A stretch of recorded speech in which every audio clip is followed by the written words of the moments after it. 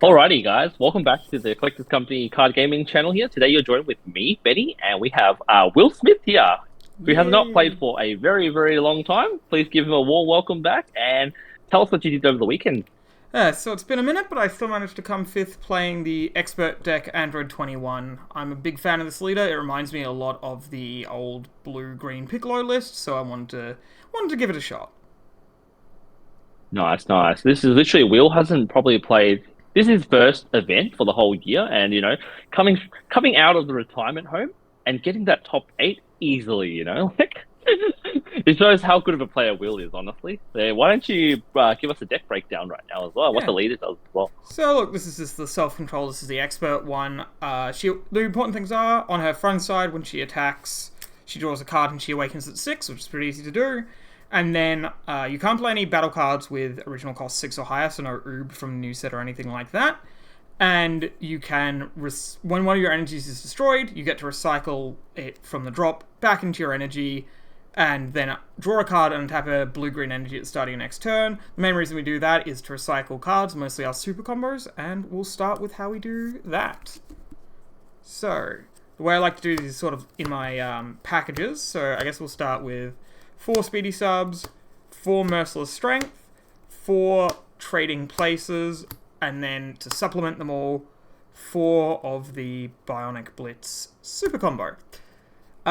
Pretty basic breakdown here. The super combo is what the entire deck revolves around, so it's free 10k. When you combo with it, your opponent puts a card from their hand in one of the deck, then you send it to the drop. You generally don't want to Z charge this unless you're immediately about to play a card out of your Z deck. But this is the card the entire deck revolves around.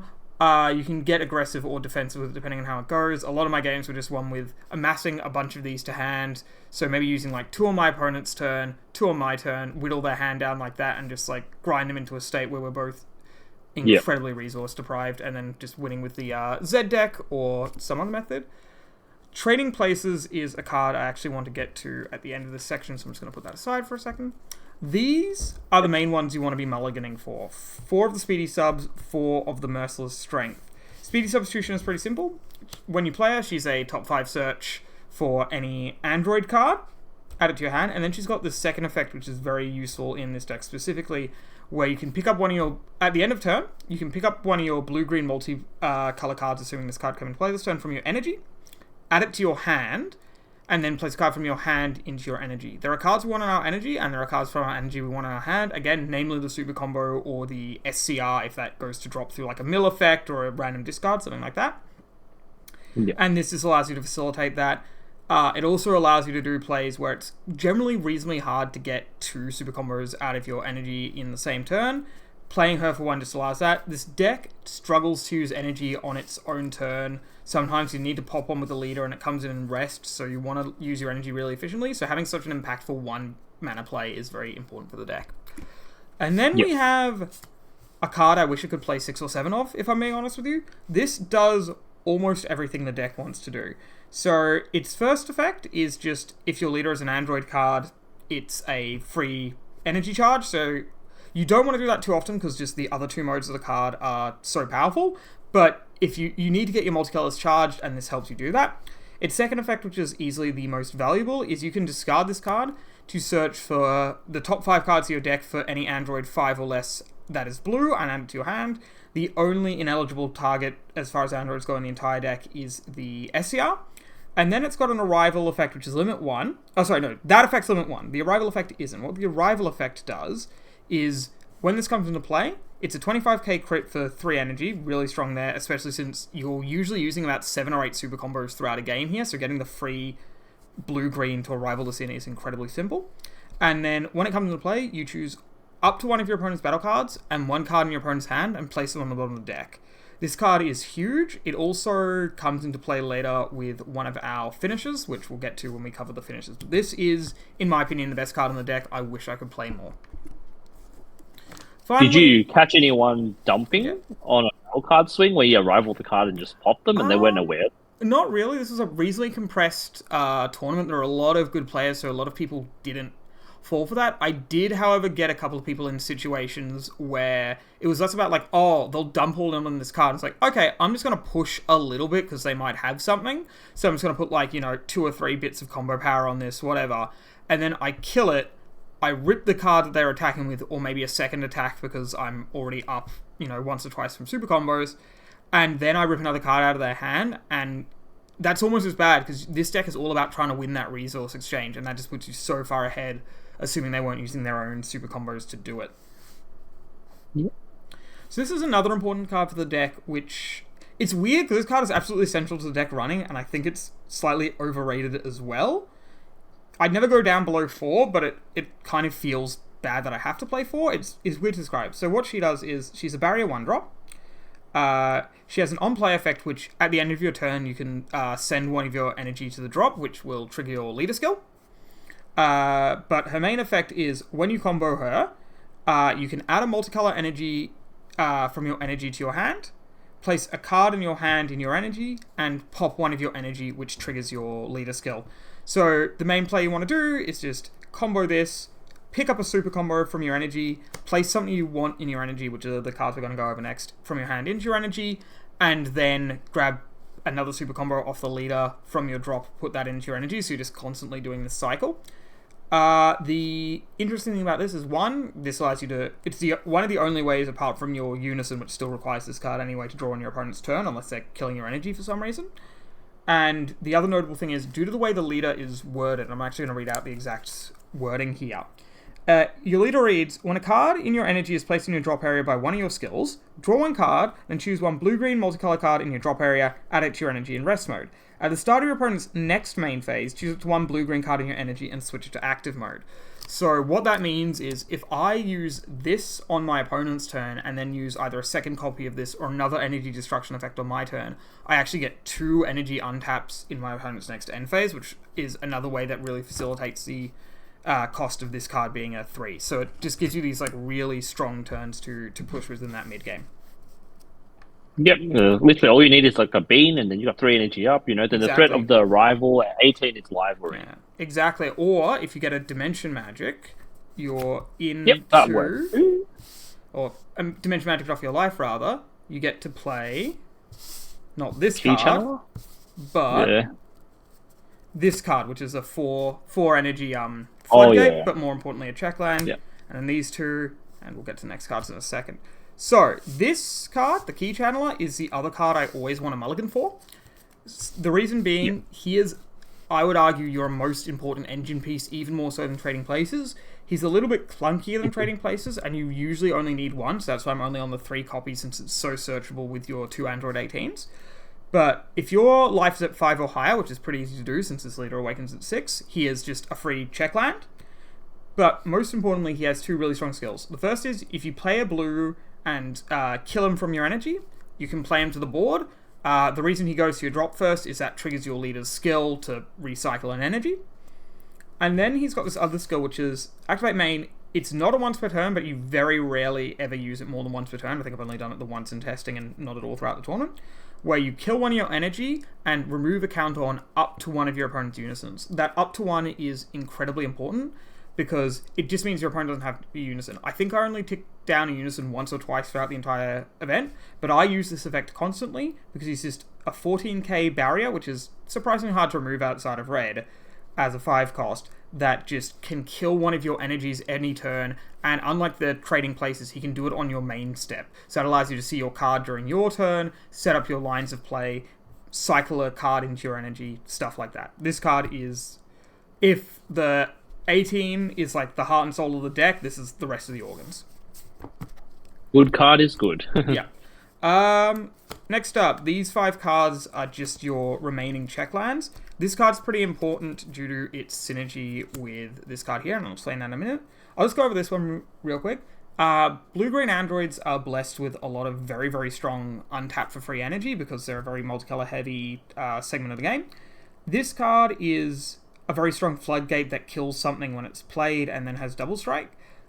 I used this effect a few times throughout the tournament. It was mostly just a free charge though, And if you look at the metagame and see, like, oh, the new 16 that came out this set, which is also a free charge, is really useful, or if you want more of this card or something like that, it really doesn't matter. You just want sort of around that 8 to 10 check lands in the deck, and this just helps you get there. It's meta dependent, but this was the meta I wanted it for, and it came up a few times. It's a good little floodgate to get you through turns. Next up, probably the main win conditions of the deck, and I guess I'll place this here, although I do have some notes on the super rare choice. This card, so it's, again, a free energy exhaust as long as your leader's Android 21. And then you can pay 7, including itself, any of the cards you pay from energy, you can use them self and their cost, to play this card out, and then up to 3 Android cards with any cost of 5 or less from your energy array. You can't play 6 or higher anyway, so that second part is irrelevant. Usually you're targeting this card here, Bad Omen. When she comes into play, you can burn an energy and then burn one of your opponent's life as a crit, as well as kill one of their battle cards. Just a really strong effect there. So usually the way you do this is you play this out, you play 2 of these, and then one of your Android 18s to kill a card in their hand and a card on their board and have a 25k crit. And you've burnt your opponent for 2, and you've got 4 25k swings. And that's just a really easy way to close the game. It's not very good against yellow due to Cold Bloodlust, but against everything else, it's reasonably strong. I guess Invoker it would also suffer against, but thankfully, the way this card is worded, if they counter this first, you don't get everything else out, so you still get to keep all of your energy, and you can do up to 5. So if you only need to burn them for 1, just do it for 1, so not all your energy goes away. Yeah, another thing you can also do with the this Hell's Ultimate Weapon as well. Hell's You can Ultimate also Weapon, ask in counter window. Yeah, you can also ask them in counter window 1 if there's any responses. Exactly. If they do have response, you can choose not to play your Bad Omens. Exactly. It is really up to you, but make sure you ask if there's any responses to that. And also, Bad Omen's actually really good into decks like Margin Vegeta as well, especially when they burn themselves down to 1, they try to go in on you and they don't knock successful. All you need to show them 1 Bad Omen, and I've scripted like that before as well. Yeah, and this card's just really, really strong for that, and just being able to play it out for 7 instead of 8, because a lot of people are aware, or actually you need 9 because it kills 1 of your energy, are aware of the Bad Omen, but just a lot of people's like, oh, right, you can just play 2 at once, because they'll stop themselves going down from 1, but they won't stop themselves going to 2. The last note I want to make on Bad Omen is just, you generally never want to charge this if you can avoid it. This card, or naturally charge it rather, this is the only multicolor aside from your SCR and your super combos, and another card I'm about to show you in a minute that you don't charge, which comes in rest moded. It's not an ignore energy exhaust. So the way you want to get this into your energy usually is with your trading places or your speedy substitution or another card I'm going to show you in a second. Just any of your cards that swaps cards out of energy, this is the perfect card to put in there for free. SCR, it's really the only viable choice this deck has due to the play cost limitation. I don't think I played this card once throughout the day. I usually won. Really? Yeah, it honestly didn't come up. I may have gotten a bit greedy with its life gain effect, and maybe I should have played in some other situations.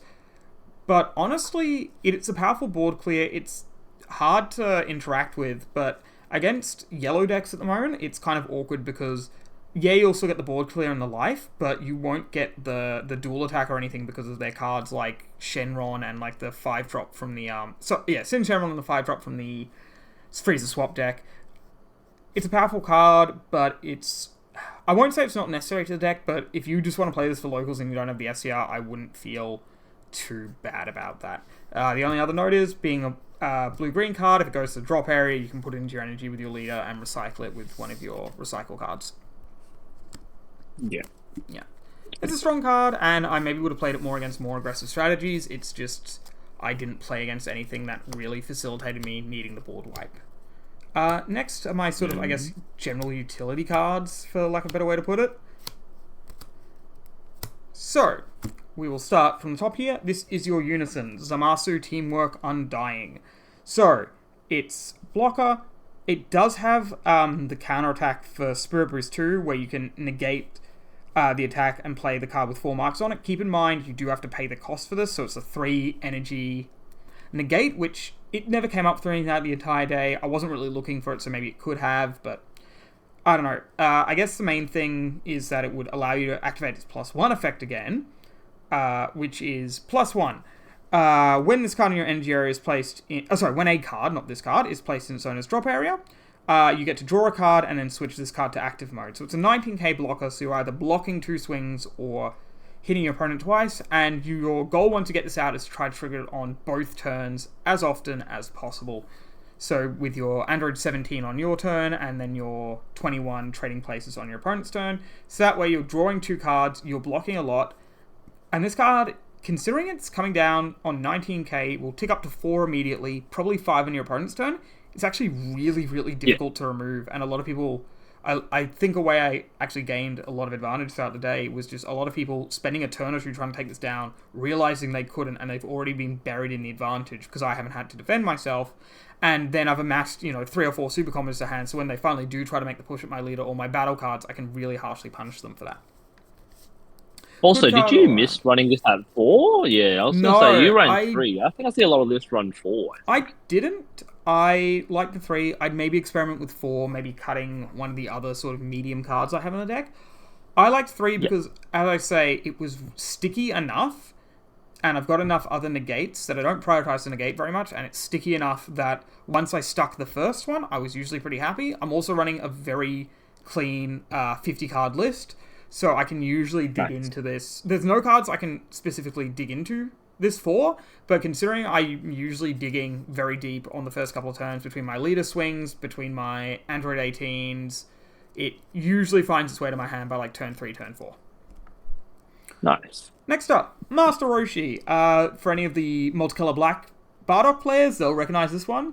When you combo with him, he's 5k combo, you take a multicolor card from your energy, add it to your hand, and then you can place any card in your hand into your energy. Simple. This is just to recover your super combos from your energy. It's really strong in the fact that this card kind of, as long as you can pay the cost with something like a Bad Omen or something you want in your energy, this just feels like a free Cells Earth Destroying Kamehameha, because you're usually comboing with this, getting a super combo back, playing the super combo, this is 5, that's 10, 15, and you're robbing a card from your opponent's hand, and then you can Z charge this pretty safely. Great card. Some lists go down to 3. Yeah. I like it at 4, but it is a cuttable card.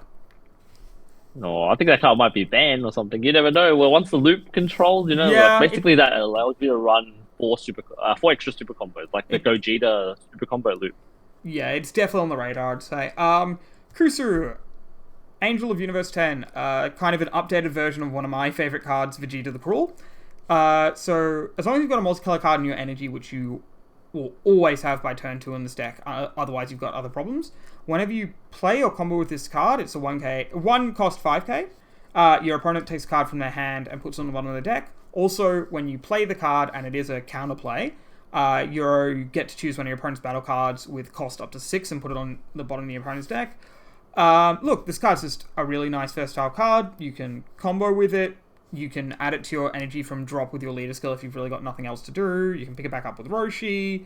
You can just play it as a counterplay. Also, none of its effects are limited. So if you've got, and this did happen to me, if I've got like 2 of these in hand and 2 super combos, I can just rip 4 cards out of the opponent's hand in a single attack. Real strong. Nice little utility card. Again, yeah, the card is really good. Yeah, it's good. You could probably go down to 3 because it is one of the clunkier cards in the deck, but I really liked it at 4. Next, finally, my sort of defensive negate package. Very clean, very simple. 4/4/4 of Bean, D-Mage 17. Bean probably didn't need to be a 4 of, if I'm being honest with you. I was hoping to get some of the Raditz promos, and I couldn't find them in the end, so I just put in a 4th Bean because it's like a nice universal card. You've got enough to do on your opponent's turn that it is nice, but I do think 4 is excessive. 4 D-Magic was really good. It's just a nice, cheap, easy, hard negate that, again, especially when you've got 2 energy untapping from your leader skill, you can go from 0 to 4 just with a Dimension Magic and your leader skill, and that is incredibly powerful when you've got a really strong 4-mana Floodgate and a really strong 3 energy Arrival play. And that's another thing that Kusu enables. You can pay 1 and then Arrival out your 18 from earlier, and then that's 2 cards out of your opponent's hand. And then finally, the Super 17 Defending Friends. It's a good Floodgate. I probably would go down to 3 because I honestly didn't use it a huge amount. I'd maybe put in like another multicolor charge or something like that. But it comes up, it's handy, it's low investment. It's an android, so it's searchable off all your pieces, but that's, in my opinion, more of a reason to cut it down to 3 since you will find it if and when you need it. Hey, but it's 4 winner ones though. You know what I mean? You gotta flex. You know, you gotta flex. Gotta Shout flex. out to Blake for lending me a lot of the nice fantasy cards in this deck. I'll quickly go over the sideboard, even though it wasn't very relevant throughout the day, and I'd want to retool it quite a bit. 2 unadulterated destruction. This is just like a strong board wipe for unisons and a decent defensive card. The problem is it's mostly good against blue, and Sell's a really clean answer to this card. The card that I would probably actually like to replace this with is the blue Kale. That I'm forgetting its name off the top of my head, but it's the one that's a 5 cost, and if you play it when you've got 7 energy, you just absolutely nuke your opponent's board. I think that would actually be really strong, so it'll give you another very strong deflect threat against the yellow decks.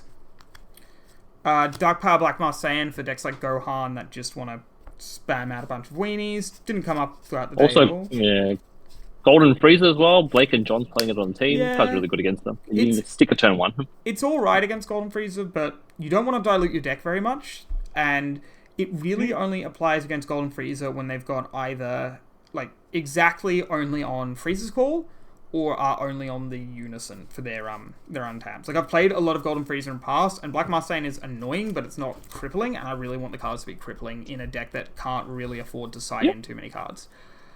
Fair enough. Speaking of Restraint, Android 17 Restrain Support. So, if your leader is mono blue, you can play it from your hand for 2 and take a life, so it's just in-deck Self-Awakening. And then once per turn, you can place 1 blue-green multicolor card from your energy in your drop, choose up to one of your opponent's battle cards and KO it. So it's good against decks that either will try to stall you out since your only Self-Awakening is a unique card in your extra deck, or your Z deck, sorry, and it's good when you need to remove cards and it triggers your opponent's leader. It's a decent enough card.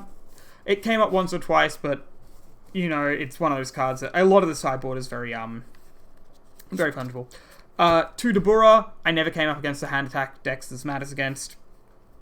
It's theoretically good there. 3 Desperate Yeah, it's good Measures. against Green Gohan. You probably need it. Yeah, 3 Desperate Measures. Again, good against decks that play out a lot of little weenies and such. I didn't bring this against Golden Freezer, and I think I should have, just because it can disrupt them quite strongly in the early games and just allows you to get ahead of them and disrupt their engine. Krillin the Cunning, mainly against blue decks that are using the more offensive SCRs, so the Gohan or the Ultra Instinct Goku. It's pretty much exclusive to punish them because it's just nice, easy. You play it out for no dramas turn 1, and it's just, you don't usually untap during your opponent's turn. Oh, sorry, during your own turn, so it doesn't matter to you. Mafuba was actually one of the more impactful sideboard cards. I brought it in against the Swap Freezer matchup, and it was just a really good way to disrupt their chain. Just good against any of the decks that are either chain-based or have just one big dumb idiot that you need to stop for several turns. And then Goku's Kamehameha Deflection. This card I wish I put more on the sideboard. It's really good against stopping decks with small to medium threats. This is another negate against the aggressive strategies.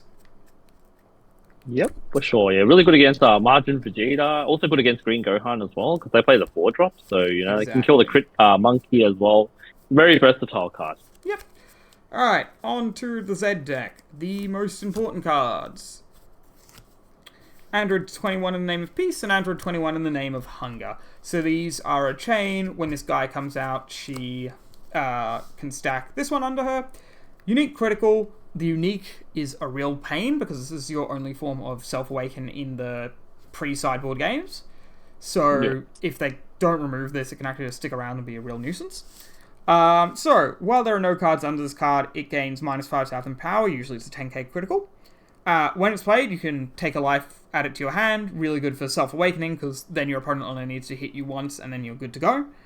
And then, its main effect, if your leader is a blue Android 21, start of your opponent's turn, you pay a blue energy, and then play an Android 21 Z battle card from underneath it. So usually your second turn involves playing this, taking the life, awakening, killing one of your energies with either your trading places or your Hell's Weapon, and then start your opponent's turn, you order your effects, so first your leader's effect activates untapping an energy, then you retap it to play this card.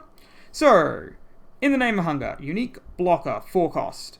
You may choose one of your opponent's battle cards for this card's Z stack, which is just 2 battle cards.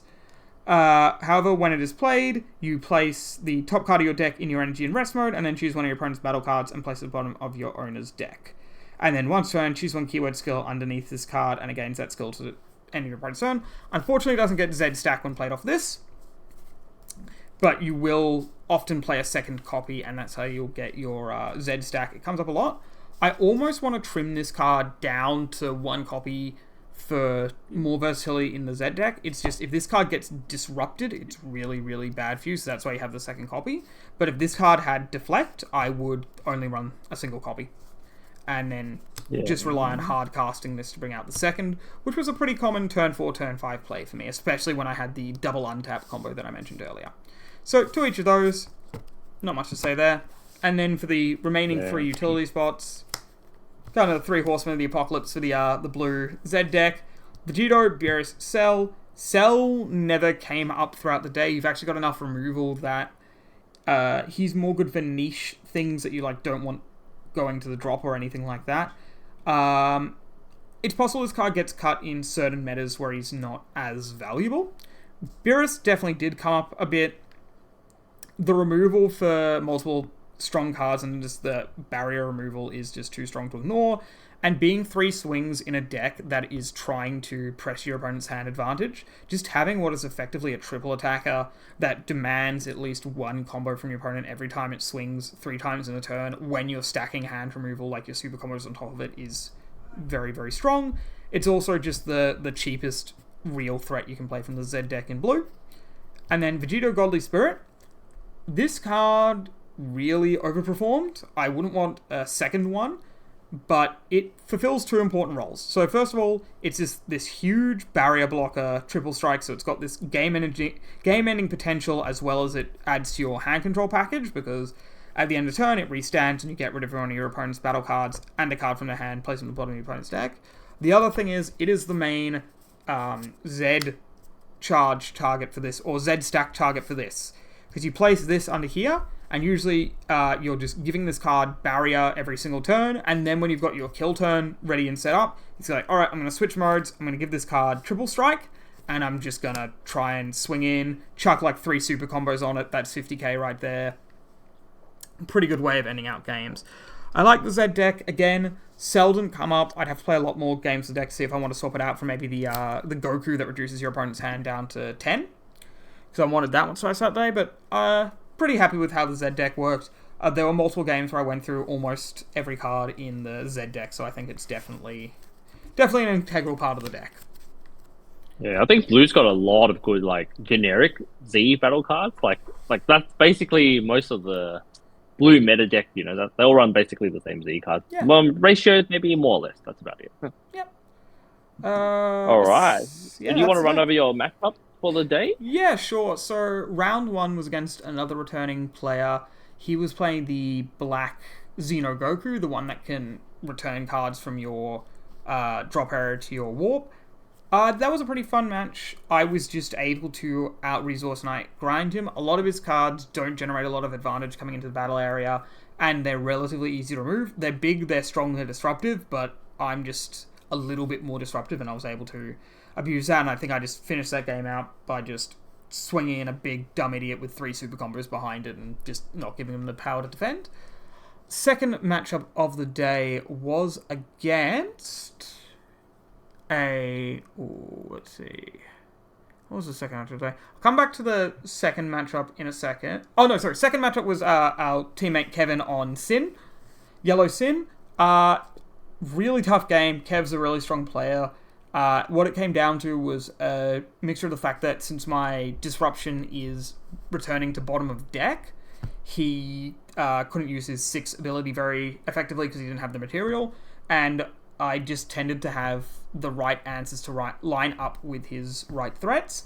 And then he just, he was playing around the single copy of Bad Omen. He didn't realize that I could do the 7-drop play to bring out 2 of them, and he took himself down to 1 life because he was hunting for his SCR to try to finish the game, and he just couldn't find it. And he thought he was safe on 1 life, and unfortunately he wasn't. Third round was against Nick on a blue Trunks deck that everyone was nicknaming the Casino, because apparently it rolls very high and kills you. Unfortunately, I bet against the house, and the house lost, so I was able to take that one, or unfortunately for him, I should say. It was an interesting deck. Again, it was just a case of I was able to really limit his resources, had the right counters there, and the last turn of the game, I got us both down to 0 cards in hand, nothing relevant on board, and it's like, alright, I gotta go for it. Swings with leader, I take the life, he summons out the Vegito Z card, swings, the card I got off life was a Dimension Magic. Negated the effect there, brought out some stuff from energy, and was able to chip him out from there. Unfortunate, but an amusing way to end the game, especially against a deck called the Casino, where I was able to win the bet.